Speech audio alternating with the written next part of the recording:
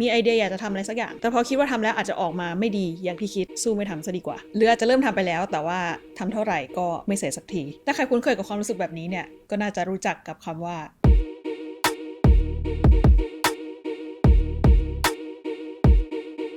ดังนั้นคลิปนี้ก็จะเป็นคลิปที่พูดเรื่อง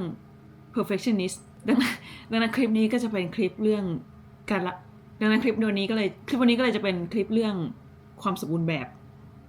ที่ไม่สมบูรณ์แบบ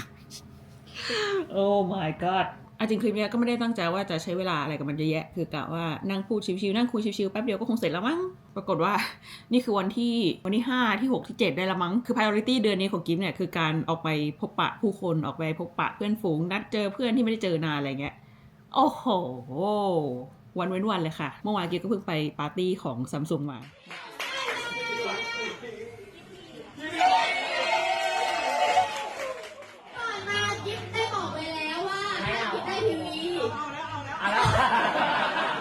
ได้ทีวีกลับบ้านแต่พอออกทีทุกวันอย่างงี้กิฟก็เริ่มเหนื่อยเหมือนกันแล้วกลายเป็นว่าไม่มีเวลาได้ตัดคลิป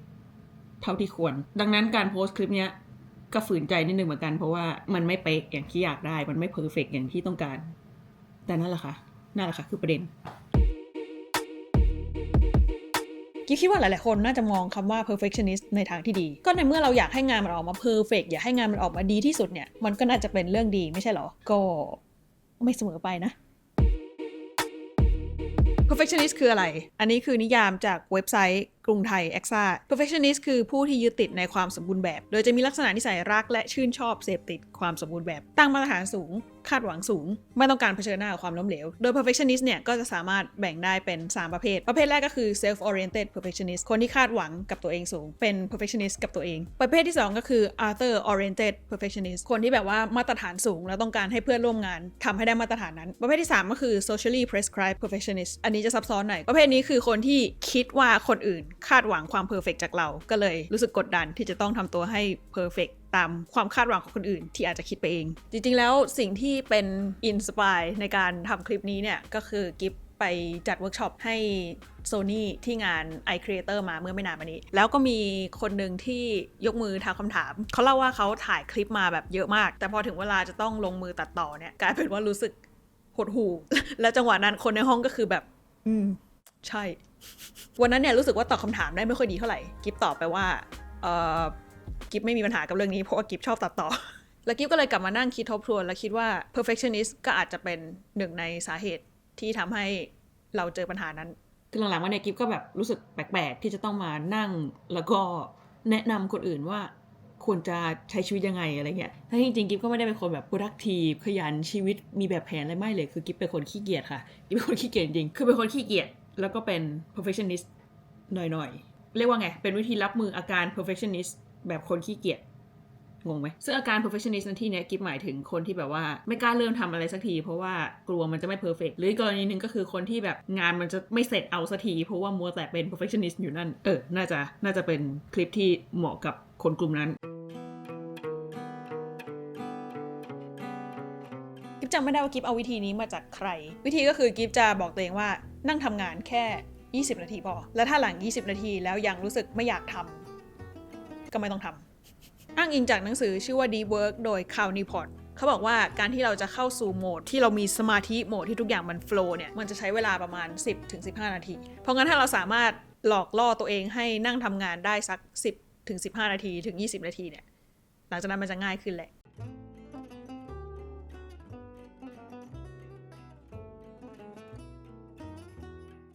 ที่กิ๊บไปเที่ยวโปรตุเกสล่าสุดเนี่ยคือคลิปเยอะมากแบบเยอะมากคือของกิ๊บเองก็มีกล้องแหละ2ตัวแล้วก็มี A7 Mark IV ของเจ้าอีกก็คือมีกล้อง3ตัวแล้วพอเอาฟุตเทจเอาคลิปมารวมกันเนี่ย6 ชั่วโมงนี่แค่ที่เดียวนะตอนเริ่มคือเห็นแล้วแบบท้อแท้เลยอะแต่ถึงอย่างนั้นอะเป็นคลิปที่กิ๊บแบบรู้สึกภูมิใจมากเลยโดยเฉพาะคลิปมาเดล่าคือเป็นคลิปที่กิ๊บมีความสุขตอนตัดมีความสุขที่ได้ดูแล้วก็เป็นคลิปที่ทำเสร็จแล้วรู้สึก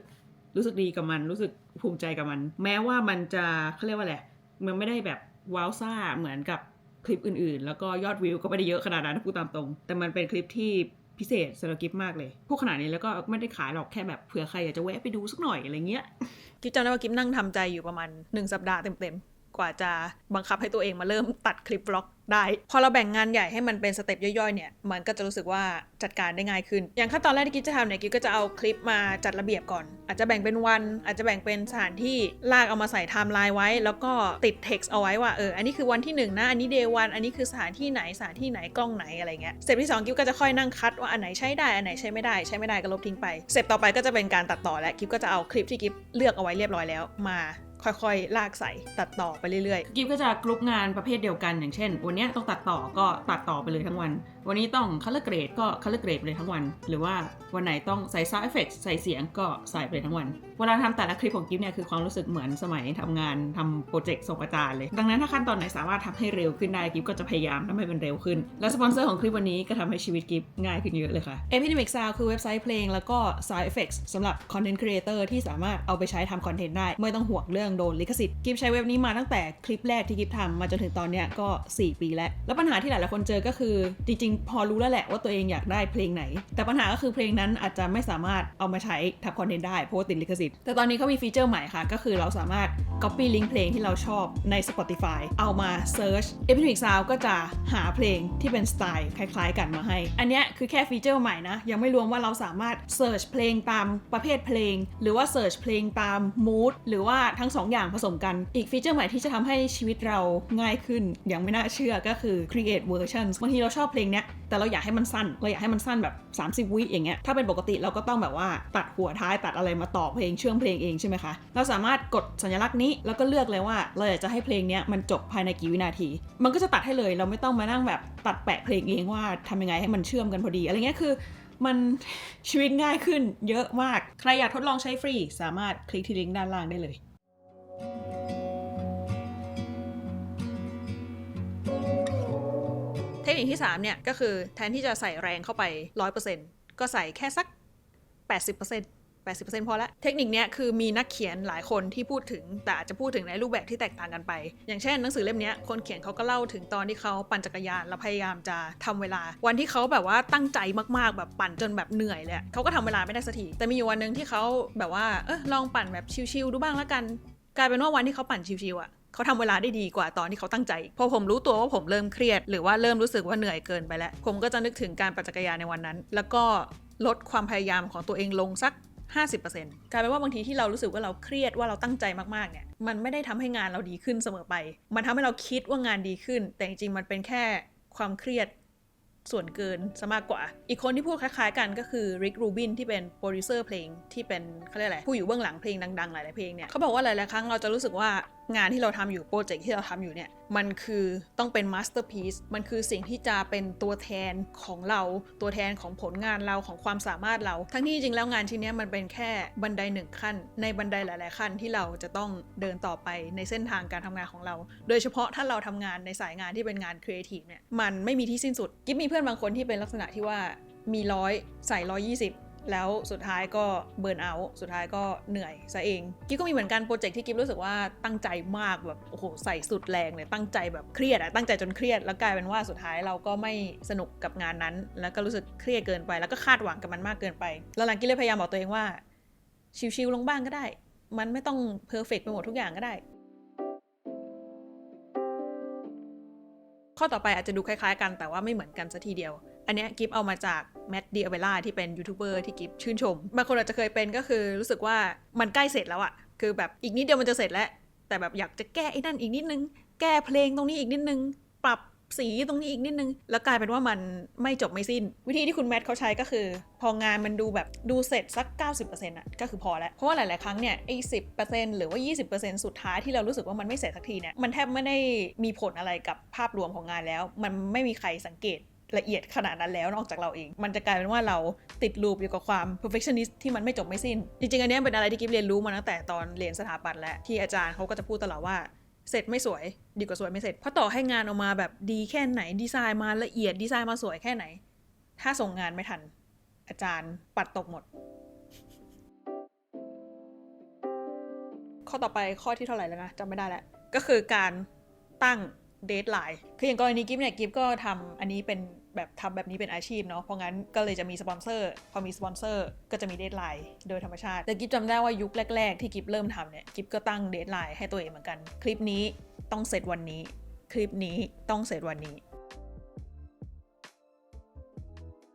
อีกแนวคิดหนึ่งเนี่ยมาจากคุณเจมส์เคลียร์ที่เป็นนักเขียนคือแทนที่เราจะตั้งเป้าว่าเราจะต้องทำงานออกมาให้เพอร์เฟกต์ที่สุดแล้วแค่ตั้งเป้าว่าให้เราเก่งขึ้นแค่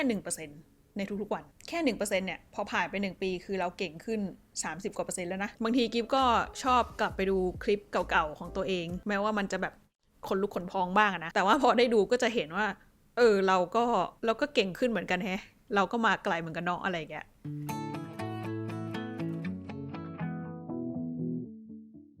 หลายๆคนรวมถึงกิ๊บเองนะช่วงเวลาหนึ่งในชีวิตอะก็จะรู้สึกว่าถ้างานล้มเหลวแปลว่าเราล้มเหลวหรือเปล่าแปลว่าเราห่วยแปลว่าเราไม่ได้เรื่องแปลว่าเราไม่คู่ควรกับสิ่งดีหรือเปล่าเพราะว่างานแค่นี้ทำไมยังทำให้มันเพอร์เฟกต์ไม่ได้เลยเป็นความคิดที่เราเอาคุณค่าของเราไปปลูกกับงานอะเนาะอันนี้กิ๊บคิดว่าน่าจะเป็นอะไรที่ยากที่สุดแหละที่จะก้าวข้ามผ่านไปให้ได้